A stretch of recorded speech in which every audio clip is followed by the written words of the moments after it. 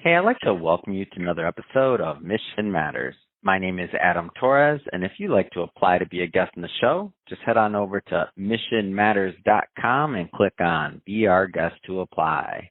All right, today I have Jody Glidden on the line, and he's President and CEO over at Introhive.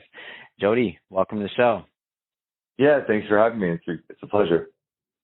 All right, Jody. So excited to get into Introhive today and really how you're helping fix what's been broken in the CRM industry. So what does that mean for all the business owners and executives out there listening? Stay tuned to find out. But Jody, we will start this episode the way that we start them all with our Mission Matters Minute. So, Jody, we at Mission Matters, we amplify stories for entrepreneurs, executives, and experts. That's our mission. Jody, what mission matters to you? Introhive helps companies leverage customer intelligence to help companies find, win, and grow more business. So that's effectively what we've been doing for the last decade.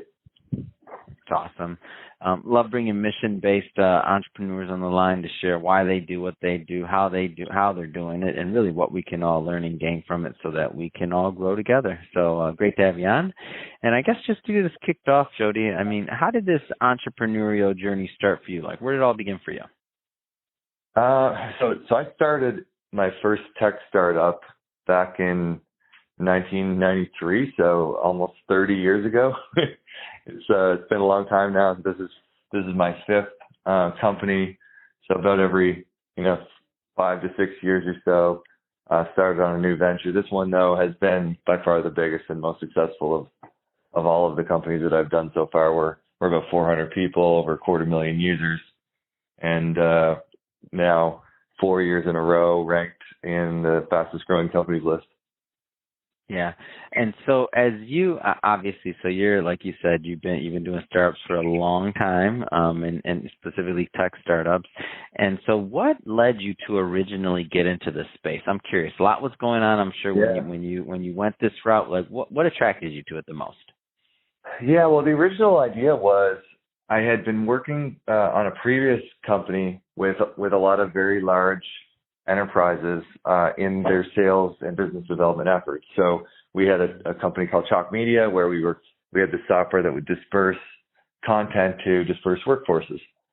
In the course of that, I ended up meeting some amazing companies like Deloitte, and PwC, and Verizon, and AT&T, these giant companies that had, tens of thousands or hundreds of thousands of employees, and just kind of got realizing that they had these massive networks of people that they knew, but they didn't really know who they knew. You could go to LinkedIn and you could sort of see who might have connected to who, but that wasn't really an indicator of what relationships they actually had.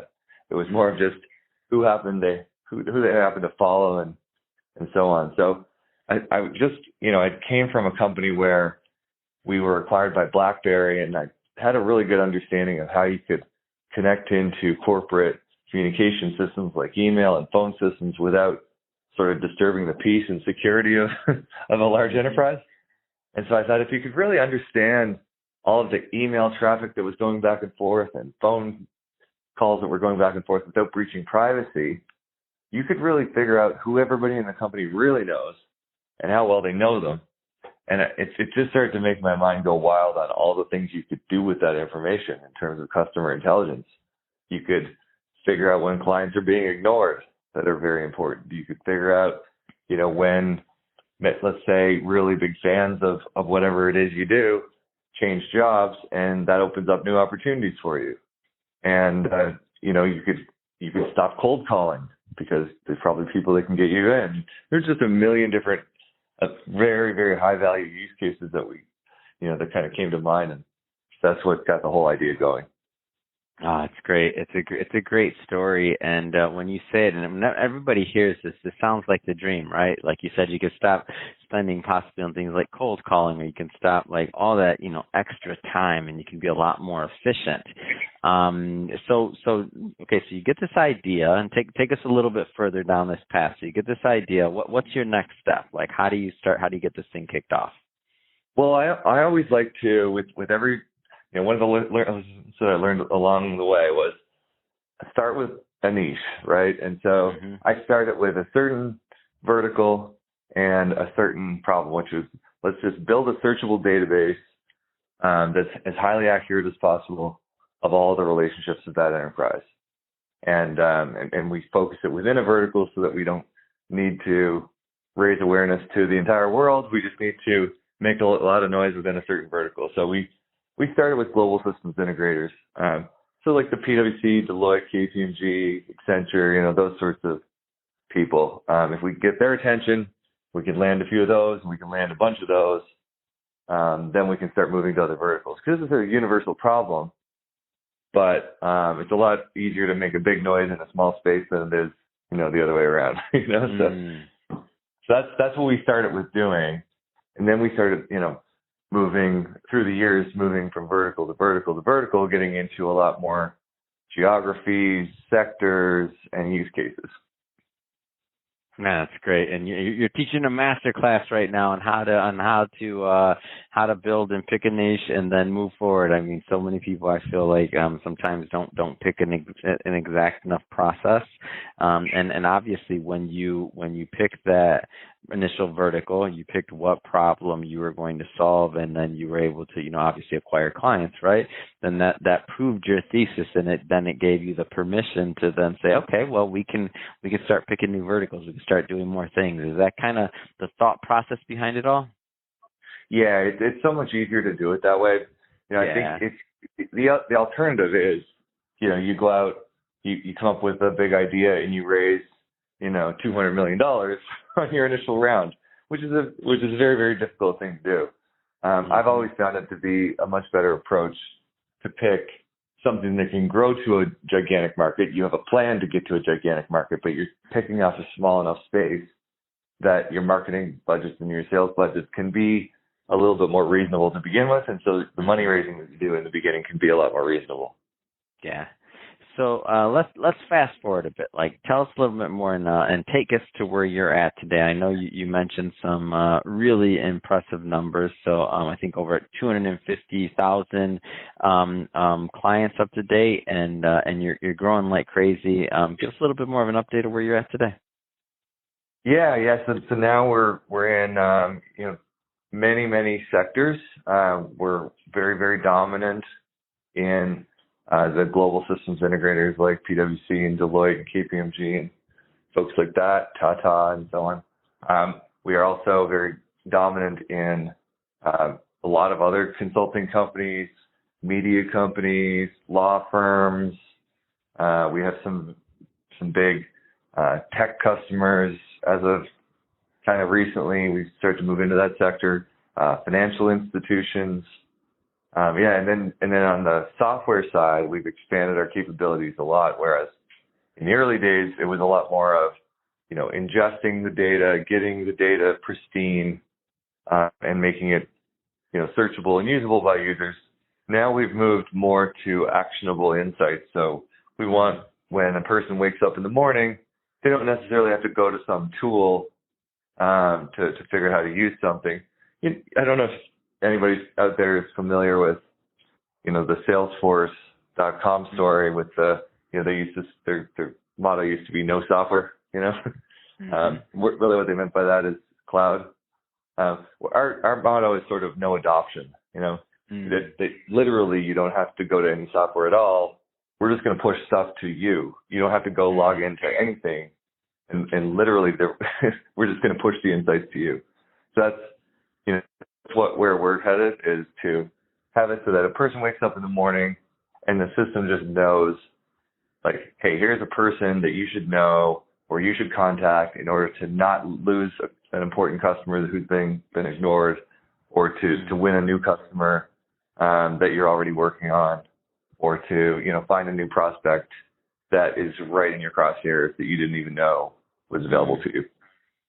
That's amazing, and that's the dream right there. That's the ultimate sales assistant kind of relationship that is being done for you. It's great. What is the like? Take me through, and I know you're working by the large, companies. So, or actually, no. Let me ask you: is this for enterprise only? Is middle market also taking part? Like, give us a maybe a feel for the types of clients that are getting the most value out of this.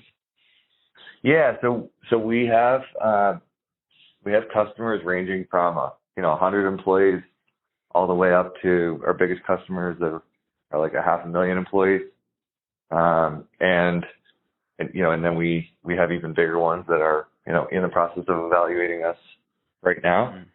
But as of recently, we decided to really focus down on companies that are maybe 1,000 employees or greater, just so that we can. We noticed that the marketing and sales efforts to educate people on what we do, it just really isn't worth it yet to spend those efforts on a company that has maybe 100 employees. Even though they'll get great value out of our software, the education process is still it still takes people a minute to understand what it is that we do, and so I think until we become sort of a real household name, so that everybody just intuitively understands, we don't have to go through as much of an education process, we're going to sell more just to the mid-size and enterprise and large enterprise for the time being. Take me through a little bit of like what for those, let's say 1,000-person companies or more, what does that onboarding experience look like? Because you did say something early on too, where you're saying obviously security of data, things like that, and being at least not invasive as possible. I think that's my word, not yours. But tell me a little bit more about some of what that looks like to actually be onboarded. Yeah, sure. So that's one of the things we really pride ourselves on, is that there's really the system gets connected to the communication systems inside. So that's usually a simple login from an administrator to the email server. That usually covers calendar meetings, emails, contacts lists. There's a connector for the PBX. There's connectors for things like the chat systems like Microsoft Teams and so on. Once you do that, it's pretty much done. There's literally no adoption. So data starts syncing, the database. So it sounds pretty easy then. This isn't like a whole new, for the CTOs listening, right? Like it sounds like once they do their, it sounds like it's pretty easy then, yeah? Yeah, we really get two kinds of CSOs, the chief security officers. We get the people who think at first that it's too good to be true. And so, they do their big evaluation and then we pass. or we get the ones who see all the giant brand names who are already customers of ours, like, the world's largest banks and world's most secure law firms and accounting firms and global systems integrators, and they say, if it's good enough for them, it must be good enough. So you get both sides of the spectrum, but in the end, we always, it's like they always say about the Canadian Mounties, we always get our man. In the end, we always pass the security reviews because we've just spent so much time with the architecture doing it right. We did that on purpose in the early years to just really make sure that we were playing ball in the right way. Oh, man, what a great story. Well, I just have to say, Jody, it's been great having you on the show to learn more about your background as an entrepreneur and also all the great work that you're doing over at Introhive and, of course, the success there. I just have to ask, what's next? I mean, what's next for you? What's next for the plan for Introhive going forward? We're super excited about the next 4 years. I always love, I've been through a few recessions, the 2001, 2008, the little blip we had in 2020. And then this one, I kind of love a recession because it gets everybody very efficient, lean and mean. And so we've been spending a lot of time, just like really working with companies to, first of all, to make ourselves as efficient as possible, but also to help companies who are also trying to become more efficient in a recession make the most of their sales and marketing dollars. So we're just really excited about this next few years, helping companies, find, win, and grow more business. So I hope that by the end of, the next 3 or 4 years, we'll be looking to maybe go public. Oh man, it's a great story, and I'm gonna be like, remember Jody? I brought you on the show. I hope. No, I'm just playing. No, honestly, like it's been great having you on. I love documenting these journeys because when you do go public, I'm gonna remember, and you're definitely gonna get an email of congratulations from me and my team, and when you just as you keep on growing. So I love it. That being said, Jody, if somebody is listening to this or watching this and they want to learn more about Introhive, what's the best way for them to do that? Yeah, sure. So you can go to Jody Glidden on Twitter, so JodyGlidden, or you can go to our website, www.introhive.com, introhive.com. Wonderful, and I'll be sure to put that on in the show notes so that our audience can just click on the link and head right on over and check out Introhive. And speaking of the audience, if this is your first time with Mission Matters or engaging with an episode, we're all about bringing on business owners, entrepreneurs, and executives and having them share their mission, the reason behind their mission, why they're doing what they do, and really how we can all learn and benefit and grow together from that information.